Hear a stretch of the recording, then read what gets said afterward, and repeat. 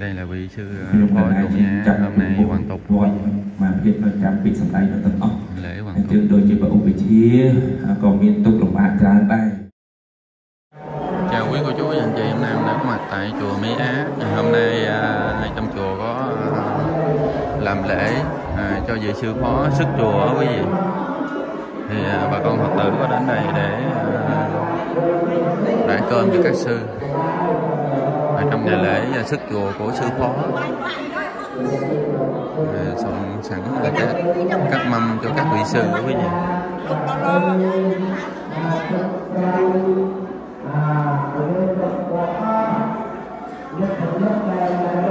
Mâm ở trên này là mâm của vị hòa thượng chùa Mỹ Á nè, sư cả trụ trì chùa Mỹ Á quý vị. Mâm riêng biệt cho hòa thượng, còn các mâm dưới này là chùa khác. Còn mâm ở dưới này là của các vị sư nhỏ.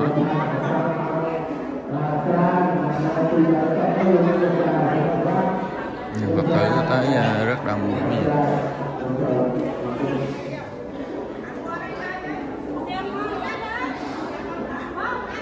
Đây là bức tượng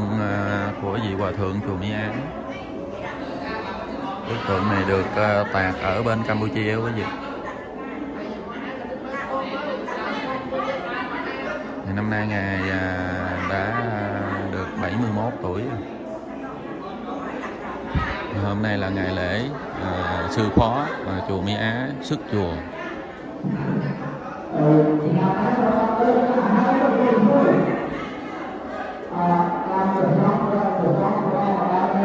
Thì các vị tu ở trong chùa bên dân tộc người Khmer thì khi nào họ hết duyên họ xuất chùa về nhà cưới vợ làm ăn quý vị. Tu có duyên lúc nào thì lúc đó, hết duyên thì xuất chùa. Thì mình cũng nghe họ nói vậy đó. Thì vị sư phó này tu cũng được mười mấy năm mà quý vị. Hôm nay xuất chùa thì bà con Phật tử chuẩn bị đồ ăn cho các sư.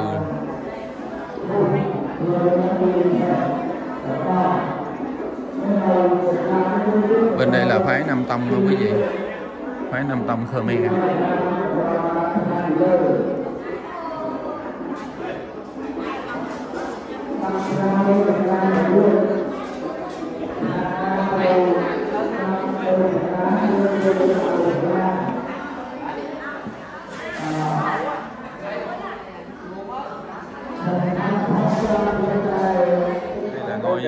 Chánh điện chùa Mỹ Á thì mấy tháng trước có khánh thành cái giới Sima rồi đó quý vị.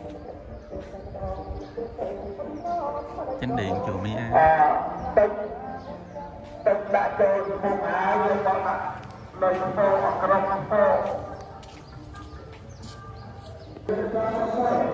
Tượng Phật Thích Ca cũng được đặt ở bên Campuchia, người ta tạc ở bên đó quý vị. Ở phía sau là cái hồ nước, ngày xưa là cái hồ sen đó quý vị. Thì ở ngoài này sư có xây dựng một cây cầu ra giữa hồ, có tượng Phật ngoài nè.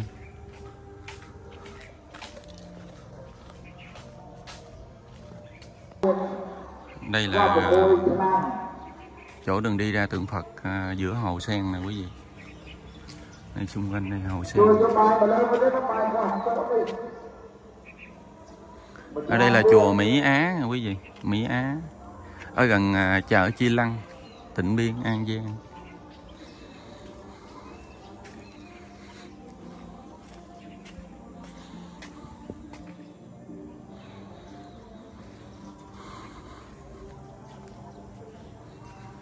Quá đẹp luôn.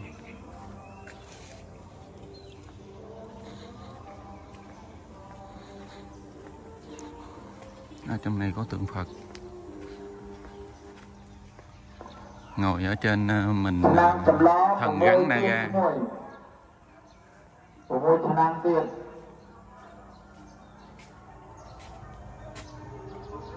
Thần gắn 7 đầu bây giờ. Thần gắn Naga. Sư cũng định xây ở ngoài sau này nè quý vị. Cho nên sư chừa cái đường này thì chưa không có làm giáp qua nè.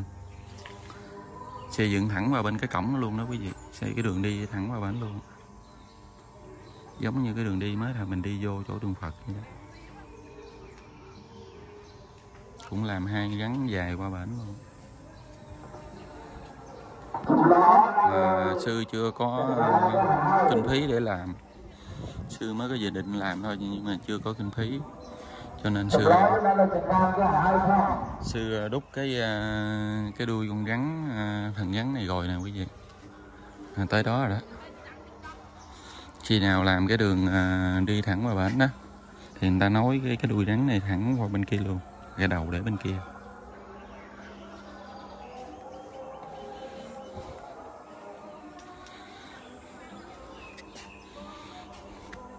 Thần rắn Naga. Ở phía bên đó nó xa xa quý vị thấy bên đó là cái trường học. Bên đó là trường học đó quý vị.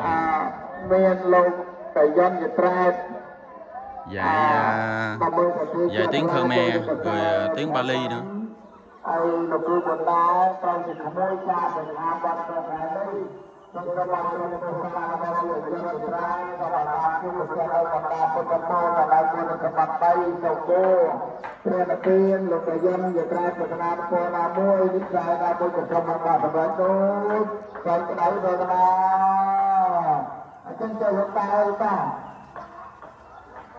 Ai cha công về lục ta bà dọn tàu lưng dịa bà cái giống nên cha đồng trái cho thì được sao hai vấn là khu bọn na ban cha thì na ban con ta đang chân sông và lục ta công cho lục dê sông và ban tập lại cho phao bán đôi sáng nay lục ta lục dê pra ta na.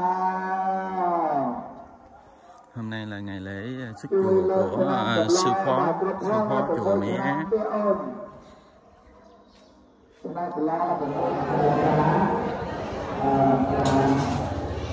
Giờ này các vị sư vô ngồi rồi quý vị, quá đông luôn.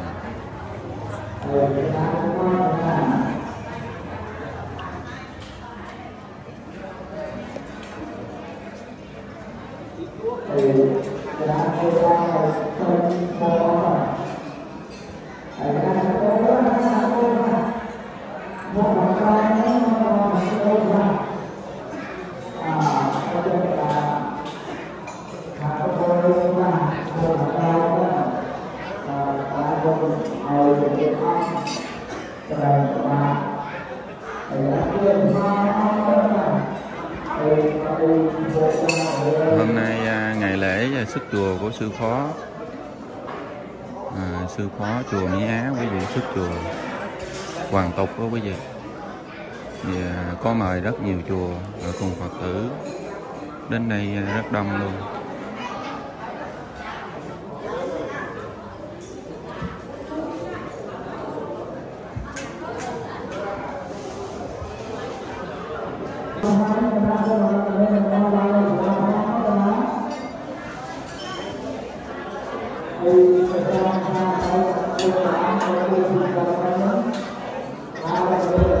Đây là bữa cơm trưa của các vị sư quý vị, bên phái Nam Tông Khmer, Phật giáo Nam Tông đó quý vị, giáo Nguyên Thủy. Thì Phật tử cũng chi sư dùng nấy.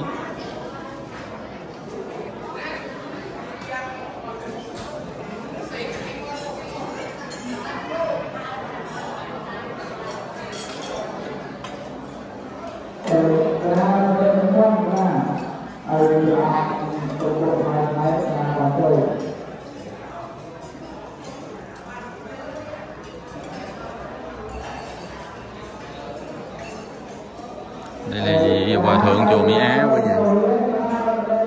Hòa thượng chùa Mỹ Á.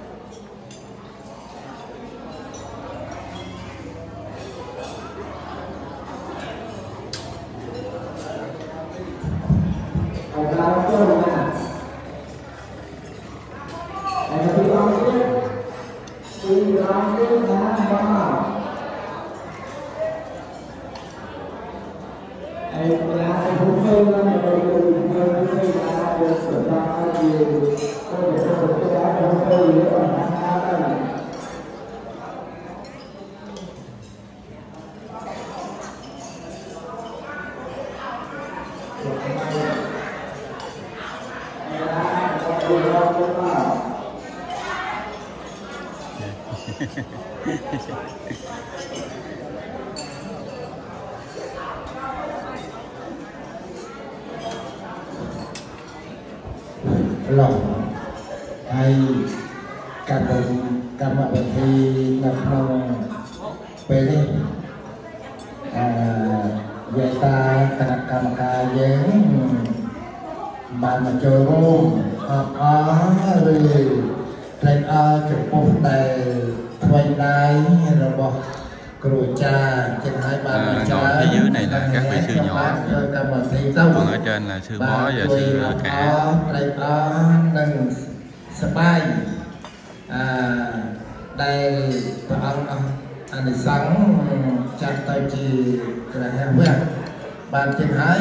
xong chơi để cầm một thế này rồi cha phải một con prem tam sòng khai bàn khay dan mong na ta cakret bata batin resesan dan mong ta cakap này rung dan percaya nắng nào là cái này cầm hay hay cho bạn chặt làm từ tuần hay không can tiếp chỉ cho cao mà chặt rồi cha như là lúc sau với đại sản nó có miền cà phê đam hea dần mạnh nó tụt ơi mà chặt đợt luôn đó chỉ biết lên dưới còn phải bằng hàng năm cái này cho một trăm tiếp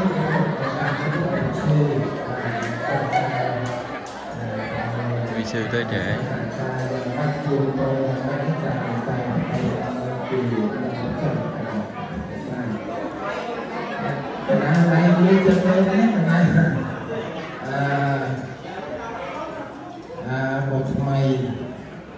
Thì theo phong tục của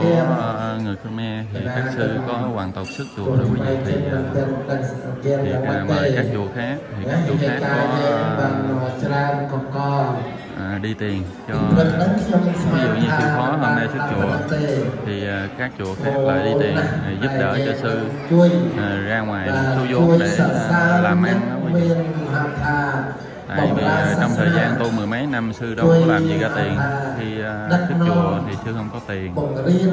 nhờ các chùa với Phật tử rồi đóng góp với nhau rồi biếu tặng cho sư. Sư ra ngoài để có số vốn để làm ăn với các nhà quý vị. Cho nên hôm nay mời cũng nhiều chùa với nhiều Phật tử tới đây đều dự rất đông luôn. Chia tay sư phó chùa Mỹ Á.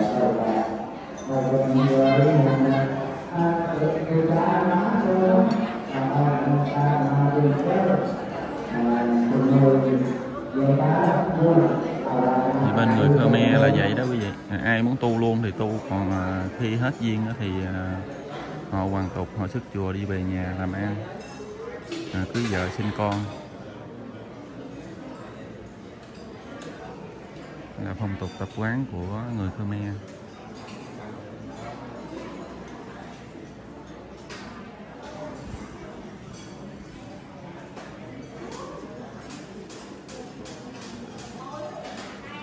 Các sư ở bên Phật giáo Nam Tông Khmer thì họ rất thân thiện với quý vị, rất gần gũi với Phật tử.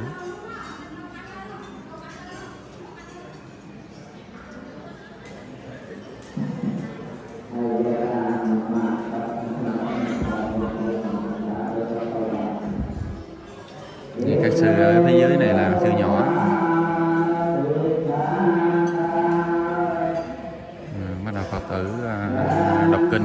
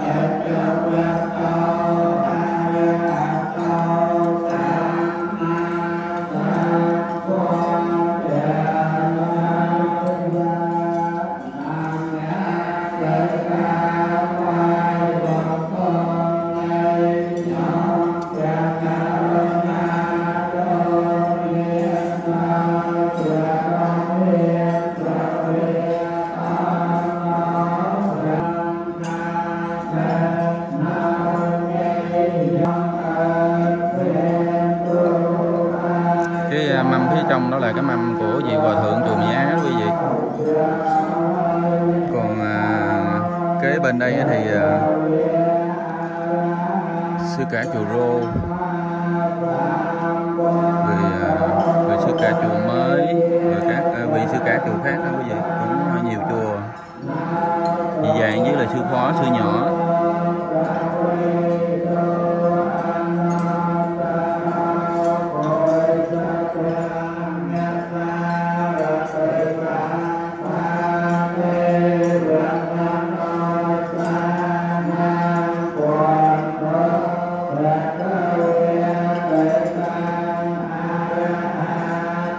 Đặc biệt đây là các vị sư dùng vừa đủ no chứ không được quá no quý vị. Vừa đủ no, mỗi ngày một bữa cơm trưa rồi qua nhịn tới ngày sau luôn. Thì các vị sư chỉ được uống nước, ngoài ra không được ăn gì hết nha quý vị.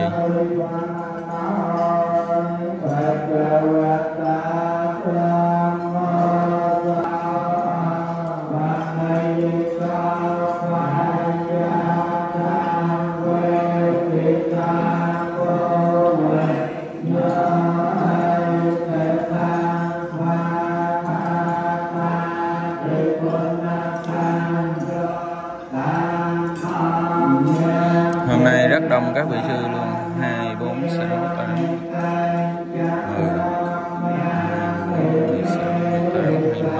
20, 24, 26.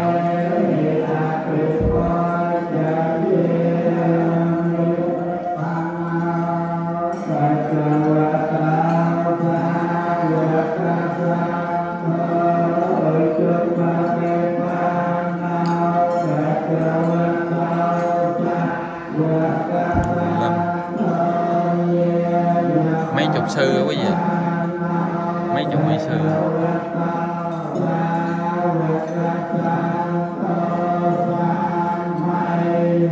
Bốn năm chục vị. Đây là mình đứng phía trên cái gác của Sala quay xuống quý vị. Thì mình quay luôn tượng Phật ở trên gác này.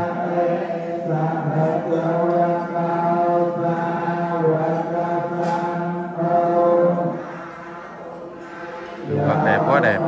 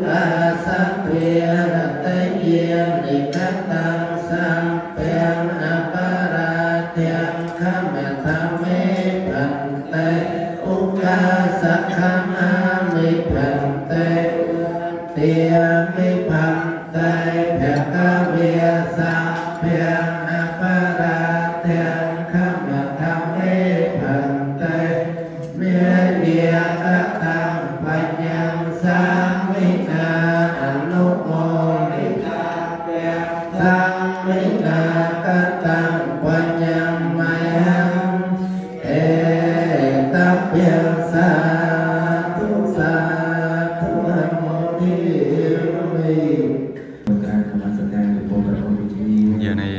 đọc danh sách những Phật tử đóng góp cho sư quý vị. Đọc tiếng Khmer.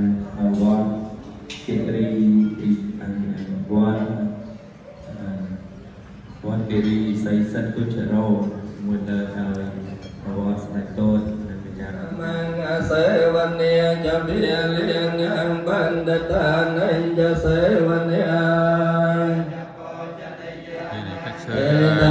xong rồi đọc kinh.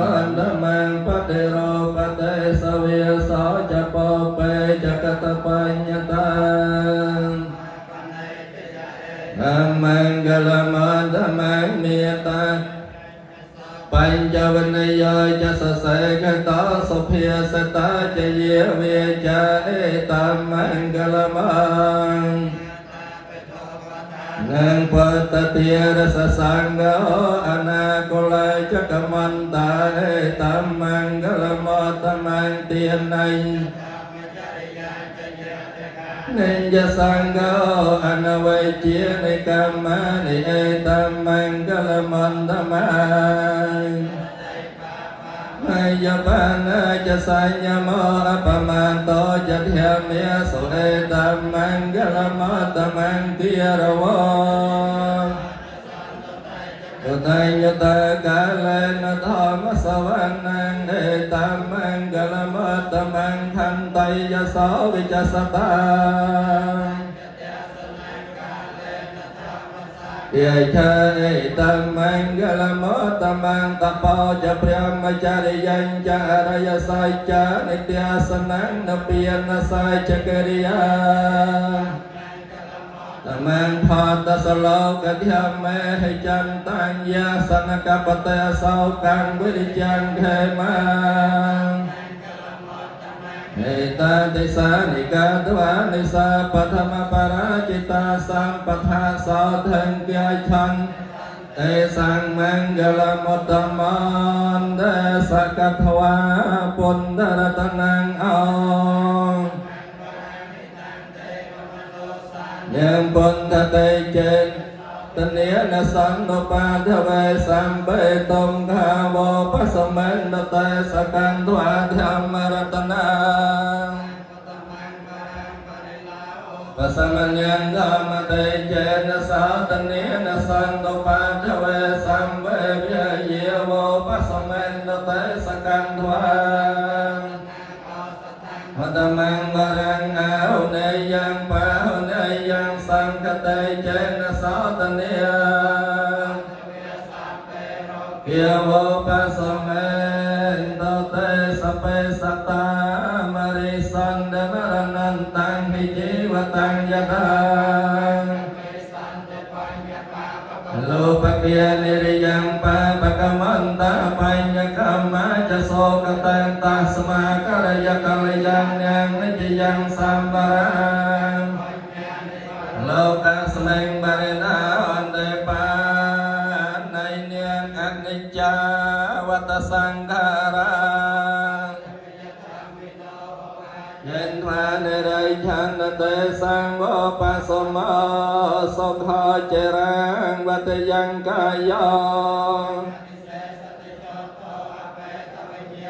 Niran thang vyagalang vyarang ayu usama cha vinyanang yadiya kayang yantama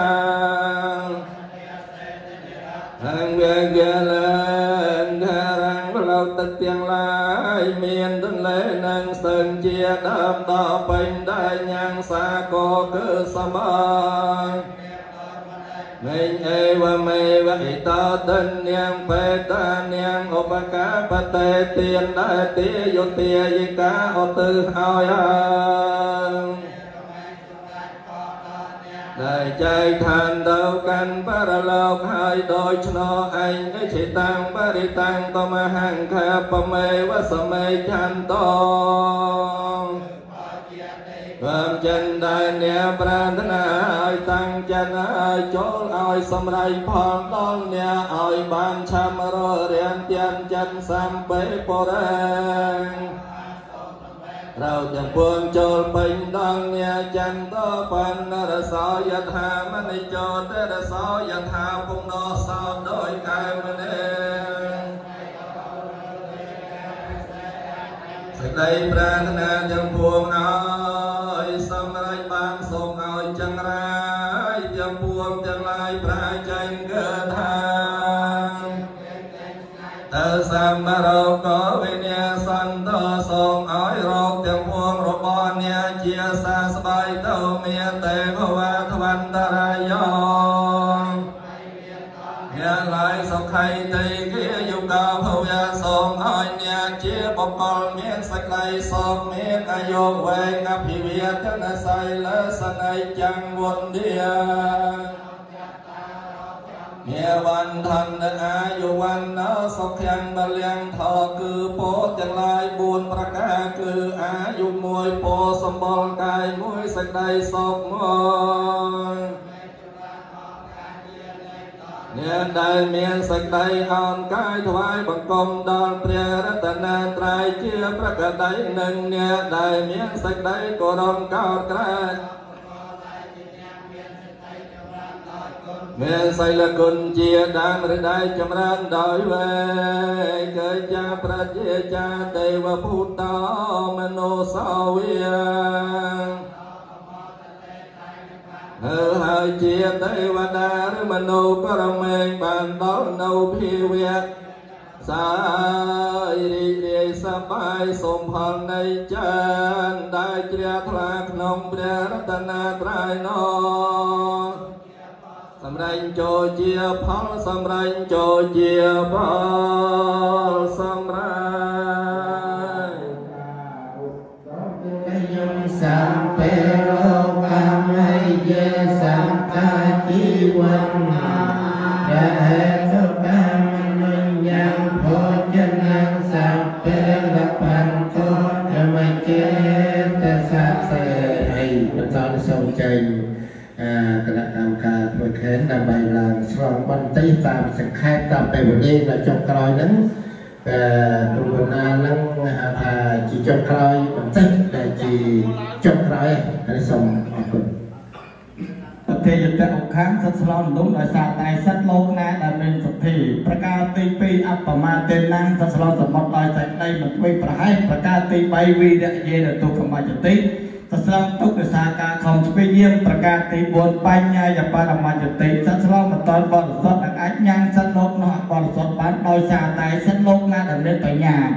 เอาโลกอันนี้ประเทศปฏิบัติสัตว์แต่งหลายการฉลองเป็นนี่คือฉลองเราสัพเพเรียกมาอย่างใจใจนึกรู้สัตว์ดานจัดสัตว์ไอ้ติ๊กลุงพงครองกรรมแบบคุณจังปรำประกาศนำอ้อยมาเวงจัดสัตว์ขนมมหาบางแพงเราสารทอแต่งหลายถอยจัดสัตว์ได้กันได้ตั้งปีสมบัติตัวเวียนวนแต่สัมสารบานหลายไอ้สัพเพเรียกไอ้ให้คือฉลองนั่นรุ่งจากบุญการโมฆะซ้อมนั่นรุ่งคือการแพ้โมฆะซ้อมนั่นรุ่งคือพบตัดโทฆะซ้อมนั่นรุ่งตัวที่อาวิโจฆะซ้อมนั่นรุ่งอาวิเจ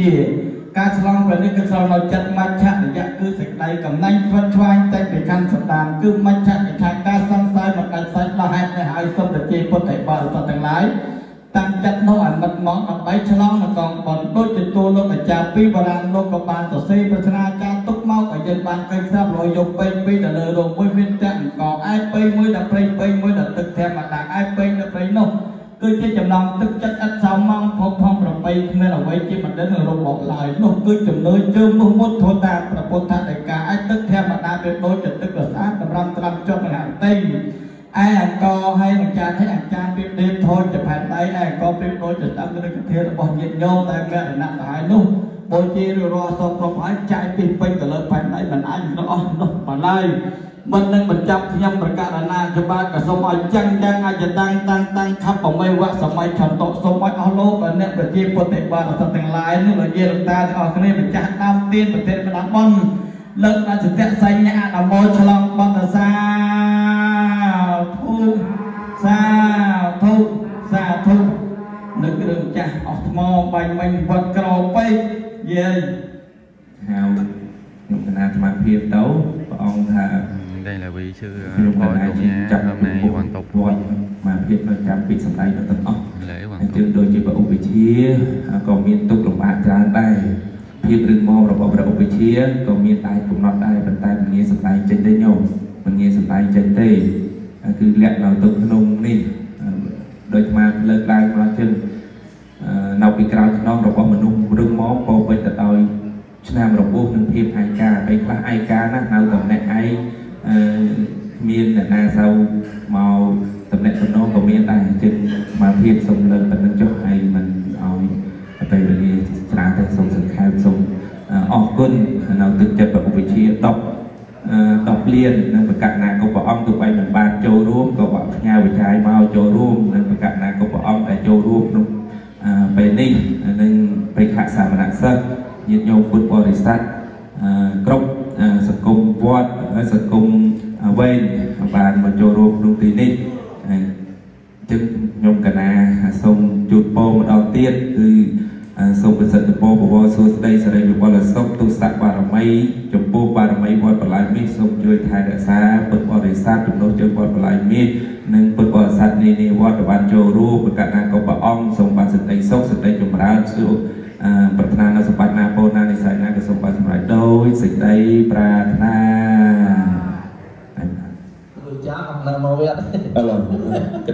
bữa lễ đã xong rồi đó quý vị các sử dụng kênh xong rồi cái lớp trên trong lại trong cái được cái trong thì sân là phòng một cái lỗ chừng ngay muốn là tru thôi chùa sala dân tụng tên bằng lai bữa lễ đã xong hết cái là một tru cũng có băng băng nó chùa luôn mà một việc nhớ tên sao đó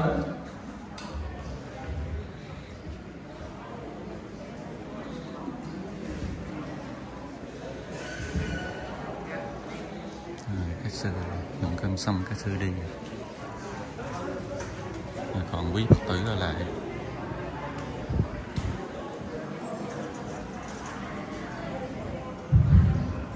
mùi bánh lên đấy mình mình cũng xin kết thúc video tại đây. Nếu quý vị xem hãy like, chia sẻ, đăng ký ủng hộ giúp kênh mình nha. Cho nên cảm ơn nhiều. Chúc quý vị thân tâm an lạc, sức khỏe dồi dào, an vui và hạnh phúc. Nam mô Bổn Sư Thích Ca Mâu Ni Phật. Nam mô A Di Đà Phật.